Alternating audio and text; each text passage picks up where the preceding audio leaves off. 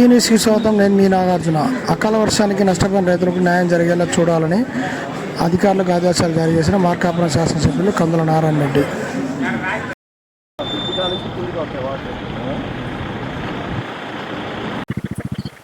మార్కాపురం నియోజకవర్గంలో గత 2 రోజులుగా కురుస్తున్నటువంటి అకాల వర్షాల వల్ల రైతులకు తీవ్రమైనటువంటి నష్టం జరిగింది.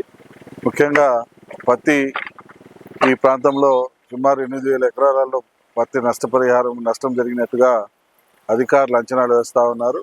అలాగే పత్తితో పాటు మిర్చి కూడా ఒక 3,000 ఎకరాల్లో వేయడం జరిగింది.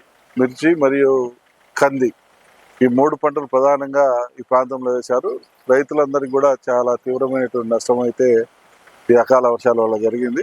నేను తప్పకుండా ప్రభుత్వం దృష్టికి తీసుకువెళ్ళి రైతులకు తగిన నష్టపరిహారము, లేదంటే రైతులకు సంబంధించినటువంటి ఈ క్రాప్ నమోదు చేసుకున్నటువంటి వాళ్ళందరూ రైతులకు కూడా న్యాయం జరిగే విధంగా చూడమని చెప్పి మా మంత్రివర్యులైనటువంటి అచ్చెన్నాయుడు గారిని కోరటం జరుగుతుందని చెప్పి ఈ సందర్భంగా తెలియజేస్తా ఉన్నాను.